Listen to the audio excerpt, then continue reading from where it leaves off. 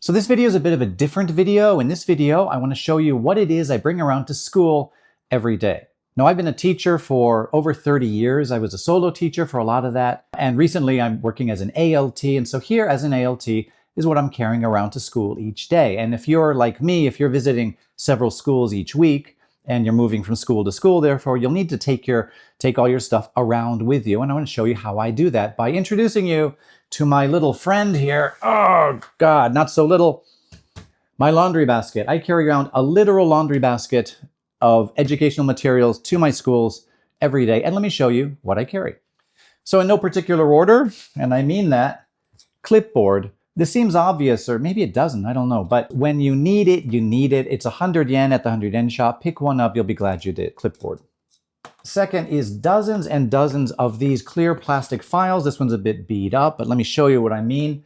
I have one clear plastic file for every school that I visit, which is several at this point in time. I then have more files here one for each grade level. I kind of can't show you this because it's got students' names here, but one for the third grade at a particular school, one for fourth grade, fifth grade, sixth grade, etc. My point is that I have, I don't know, more than a dozen clear plastic folders like this. Yeah, so pick up a bunch. They're endlessly useful. And what's next here? Okay, textbooks. Here we go. This goes without saying that you'll be taking your textbooks around to the different schools. Depending on the generosity of your schools, of your company, you may have multiple textbooks for each grade. You may have the student textbook, which this is. You may have the teacher's edition of the textbook. There may also be a vocabulary book or a workbook associated with it. So as many as 4 textbooks, 4 times however many grades you're teaching. So there's a significant weight, a significant portion of the weight of this laundry basket is just simply books, textbooks. And the next is, here we go. We got another clear plastic folder with, of course, flashcards in here. Now, I have literally hundreds and hundreds of flashcards. I only carry around the ones to school that I'm using now for the current unit the students are doing, or the previous unit or the one before that, sort of review flashcards. Otherwise, I sort of leave them at home. So these are by no means all of my flashcards. But yeah, unfortunately, you'll have to be carrying these around to school too. Oh, and this, how can I forget this? Here we go. This is, of course, my staff, my pointer. Every teacher should have a pointer, I feel. It's a very teacherly thing to have. This is actually not a pointer at all. This is a piece of wood I got at a 100 yen shop. It's actually a piece of molding. I've mentioned this in other videos, but I prefer this piece of wood here with some girth to it over, dedicated metal telescoping pointers like you can get or, online or at a stationery store or something. Again, this just has more girth to it. I just put a little red tip on the end to make it stand out a little more. And if I don't have this in my class, I feel naked. Yeah. And next I want to show you 5 what I would call sub boxes. I'm sorry, not 5. Did I just say 5? 6 sub boxes that I keep in here. 3 are for classroom use. They contain stuff that I may want to take into the classrooms. And the remaining 3 are for staff room use, teacher's room use. They never ever go into the classroom. It's just stuff I need at my desk. Let's start with those staff room boxes. Here we are. Electronics. We got electronics here. What do we got here? Power brick for my computer. 45 watts of raw fury. My God. Yeah, and it was about 4,500 yen if memory serves. More expensive than you'd think for a little thing like this, but it's more than enough for my MacBook Pro. 2-meter USB-C cable here, again for to power the computer. 2 meters is important because, and tell me if this isn't the case where you work, there are never enough outlets in the staff room. And if there is an outlet or if there's a power strip or something, it's always 2 desks away or something. So yeah, the longest possible USB-C cable or other power cable, whatever you're using for your computer, that you can find. Fun fact, 2 meters is the maximum length for USB-C cables. Did you know that? Well, now you do, right? The more you know, the more you know. And then one more, we got a lightning cable here. I have a lightning cable because my phone is a little bit long in the tooth now. iPhone 12, thank you very much. 12 mini, and takes the lightning cable. Okay, so I got a lightning thing in here. And of course, USB memory, there you go. If your school will let you use it. A lot of schools are moving away from USB memories ostensibly for security reasons. Anyway, I have one in here. And finally, it took me a long time to figure this out, but here's a sort of, I don't know, what is this? A splitter for the outlet.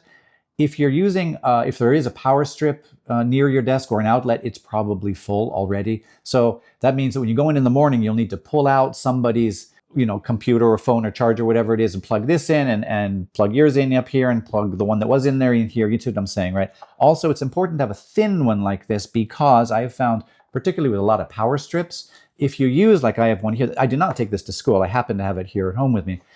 If you happen to have one of these standard kind of splitter things, is that the word? They're just too wide, too fat to fit on a lot of power strips. So yeah, by all means, you should go with the thinner one like this.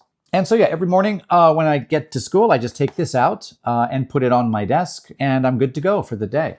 Next box is also for staff room use. This is what I will call office supplies. So we got a stapler here, of course, and another little kind of a sub box, which has, I don't know if you can see this in here, paper clips, other clips, regular clips, and rubber bands. Now, to be fair, most schools are pretty good about supplying their teachers and their ALTs with office supplies. So if you go into the office or wherever it is and ask me, I have a paper clip, please, they will give you a paper clip. But I find that fiddly and it's sort of just a pain in the neck to go down to the office and ask for, you know, some paper clips or Post-it notes, as I'll show you in a minute, whatever. So I just make a trip down to the 100-yen shop and pick up and provide these for myself. And that way I don't have to bother anybody for things like this.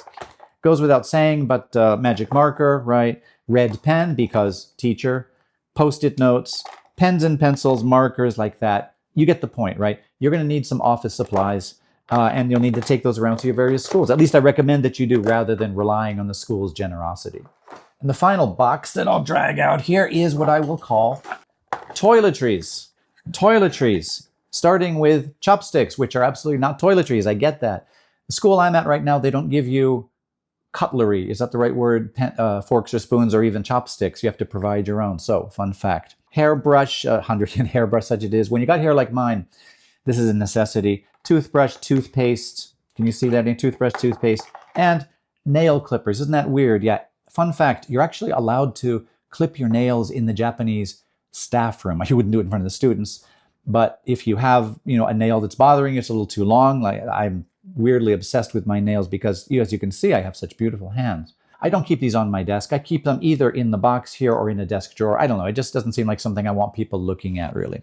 So yeah, those 3 boxes go in the staff room. 2 of them go out on my desk first thing in the morning. The other one I keep sort of out of sight. Not that I'm hiding it, not that I'm embarrassed by it. The next 3 boxes are classroom stuff, which I may or may not take into the classrooms. The first one being this guy here, which you can already see kind of. And it has 3 main things. Speaker, of course. Music is a big part of my classes, and so I use my Bluetooth speaker here. This is actually a Beats Pill, probably too much speaker for what I use it for, but better is, you know, bigger is better, right? Stamps, or in my case, yes, stamps, I should say. A lot of teachers use stickers, that's fine. I go with stamps myself. English stamps, of course, surprisingly expensive. I've talked about this in other videos, but elementary, junior high kids, they love the stamps. It's really high school kids too, but yeah, stamps are in here. And finally, a box of magnets here. That one's getting some reflection, isn't it? There we go. In any case, yeah, magnets. You should not assume that there are going to be magnets in your classrooms. Often, sometimes there are, sometimes there aren't. Sometimes they're inside the teacher's drawer or something, and you don't want to reach into the teacher's drawer to get them. Sometimes there are magnets, and there are magnets available, but they suck. There are good and bad magnets out there. Good magnets have this lip around the edge. I don't know if you can see that, which makes it easier, much easier, trivially easy to put on and take off the blackboard. A bigger deal than you would think. But yeah, what I want to say here is that with this box, I take the whole box. If I'm using anything in this box, I take the whole box. Maybe I'm not going to use the magnets today or the stamps today. I usually do. But if I'm not, for example, I don't just take the USB speaker out if I'm going to be using this. I just go ahead and take the whole box. It's just simpler that way. Another box that I carry around to my classrooms has game pieces in here. These, it's kind of hard to see with the reflection, but these in here, I've got about 15 little bags with colored pieces in here with dice or a die in each one. So this way, when we play, for example, Sugoroku, which is chutes and ladders or snakes and ladders, depending on where you grew up, I just hand out the papers and I just give one of these to each group and we're ready to go. So the game setup time is greatly reduced. I'm all set to go. And the rest of the stuff here, these are bags of different color, 2-colored, in this case red and green, and I guess there's red and blue, pieces that I use for a different game that I call Connect 4, which I've talked about in other videos. But yeah, my point is that game pieces are in here and they're ready to go. Clearly, if games are not on the lesson plan for today, then I won't take this. But if we're only playing Sugoroku, for example, I'll just take, even if we're only playing Sugoroku, I'll take the whole box rather than taking this out, for example. I'll just take everything. It just makes it easier, I find. And the final box to take into the classroom each day. Let me get in here. Here we go. Okay, what did I do? There we go. This box has what I will simply call, there we go, what I will simply call cards. And we'll start with these. These are not flashcards per se, just ABC cards for the blackboard. They got magnets on the back here. Also, when we do the ABCs with the elementary school kids, I often have the kids, as we sing the ABC song, I put these up and have the students jump and or clap here. So I have jumpy and clappy cards, again, with magnets on the back. Endless fun, endless fun. Again, staying with the ABCs here, we got smaller sets of the ABC cards. There are enough of these for one set for each pair of students. And I have something very similar here with number cards. Again, this is probably 3rd grade elementary school. So yeah, a whole box full of cards. And that is my laundry basket right here, my good friend that I carry around, my constant companion at each of the schools that I visit over the course of a week. And let me just repeat, if you can find a cooler laundry basket than this, buy it. I have looked for laundry baskets, cool laundry baskets. Turns out they don't make cool laundry baskets. So it looks like hell, but what are you going to do, right? Practicality. 2 things quickly that are not in here that are also important just to mention. One is just a bag, the bag for my computer, of course, my phone, my wallet, things like that go in here. And I also carry around a pair of indoor shoes. Depending on the number of schools you teach at, you may spring for a pair of dedicated indoor shoes for each of those schools. Currently, I'm actually at 3 schools. I'm not prepared to buy 3 dedicated pairs of indoor shoes, so I just take my indoor shoes around with me too. So laundry basket, computer bag, and shoes, and and my lunch, I suppose, if I'm doing that. And that's what I take around. I've really enjoyed making this video, showing you guys what I take around. Hope it's been useful. If you're an ALT and you're carrying around something different or doing it differently, leave it in the comments. If you have a question, you can leave that in the comments too. I read the comments always and respond to them. I don't give a rat's ass if you like or subscribe, but if you want to leave a comment or ask a question, I always respond to those. Again, I really enjoy making these videos, and I'll have another one for you next week. Thanks a lot, and I'll see you again soon. Bye-bye.